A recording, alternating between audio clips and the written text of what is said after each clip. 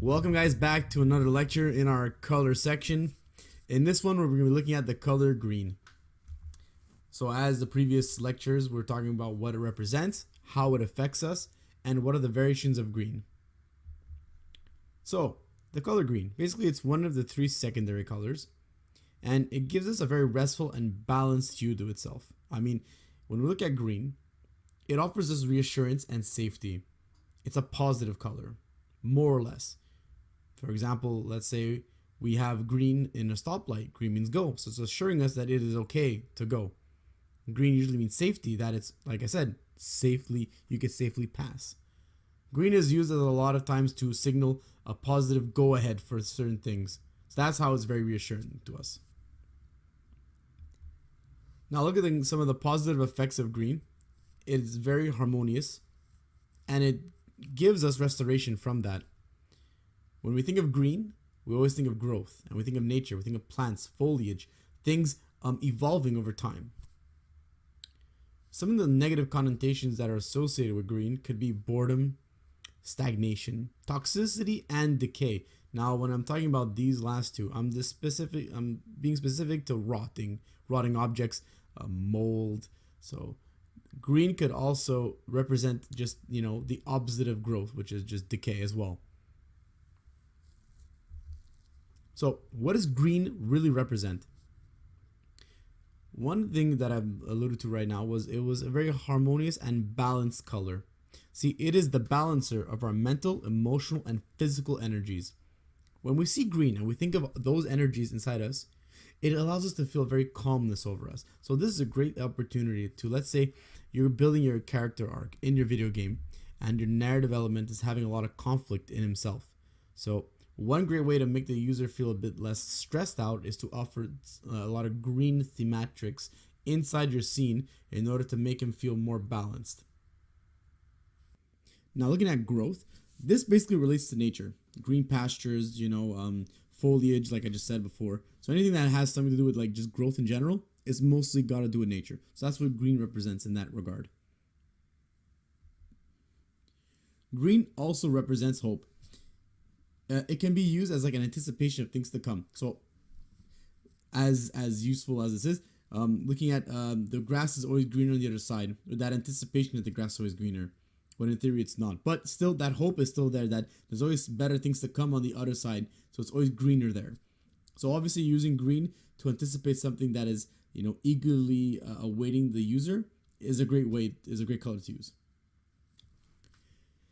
Now talking about decay, I mean green, it can also represent something that is dying or very toxic and must be avoided. These could be things like poisons or plagues or diseases. If ever you want the user to have, kind of a knowledge that there's something bad or dangerous about, this certain specific area, using green, but using a different shade or a lower saturation color is a great way to showcase that. So how does it affect us? So we know what it represents, but so what effect does it have on us when we think of green? Well, for one, it's rejuvenation. Green can revitalize when it comes to being physically, mentally, or emotionally exhausted. Green is obviously used as a way to heal us. A lot of games usually have those healing spells associated with the color of green, which, represents growth and, just natural cleanliness of the body. Green is also dependable. See, it gives us a clean understanding of all aspects to a certain situation. See, this is great to have inside, let's say, a scene where the user is not feeling very assured about something that's happening. Showcasing green in that room will obviously allow them to get a better understanding and make a more wiser decision than one based on assumption. He'll make a decision that's based on logic. So it also affects us in a very possessive kind of way. It encourages us to want to own, collect, or possess everything, and it usually represents materialism. So having a darker shade of green will obviously correlate to us wanting to be, the top, me having everything that I want. It would be considered greed. And along greed comes envy. See, green is used to manipulate us to want what others have, like green money, for example. So envy is a great color to correlate with green. If ever you want to have, that essence of someone feeling very envious, Just look at Scar on to the left of the screen, and you can see how that color plays so well into, knowing what his deep ambitions really are. So now going to the variations of green. We'll look at the first one, which is jade green. So this color represents both trust and confidentiality. Also indicates a generous spirit. That's why jade in general is used a lot in China. When we look at lime green, see, this is color of youthful bliss and playfulness. It creates anticipation and clears negativity.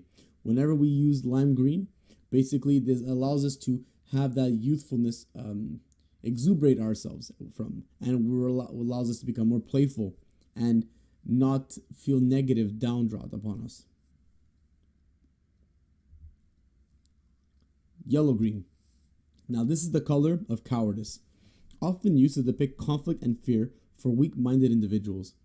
Whenever you have this color, this would be a great scheme to use on characters that you want to make to feel very meek, that are very useless or very introvert and are unable to do things on their own. This is a great color to use for those type of characters. The color aqua. Now, this color calms the spirit, often creating protection and ease for emotions. Since aqua is related to more or less the sea, and we know that blue has that calmness to it, so the mix of them two not only calms our spirit, but often makes us feel that we're protected. Now looking at the color dark green. Now, often used by wealthy individuals. See, it signifies both greed and self-desire for the strive of generating more money. Dark green is used a lot in corporate America and in just corporate, North America, or in capitalism in general, because it always emphasizes the need to be wealthy, the need to be on top, the need to be the top dog, the alpha male. Now, this is a great color to use in, say, in rooms of a boss fight, or depending on how you want to showcase a certain character. Dark green usually indicates, someone who is, trying to get there and trying to expose themselves to being the best and getting anything that they can to reach that goal. Now, coming to grass green. Now, this is the color of money, and it represents self-confidence and security, natural and healthy elements as well. See, grass green is not like dark green, where dark green really emphasizes on our selfish desire. Grass green really emphasizes us on self-confidence, that we're safe, that when we have this, it's an area that we could rest in. That's basically what would be a great color to use in rest areas, or in areas where the player will know that they will not be threatened by outside elements, and that they could just foster their own skills or practice certain things.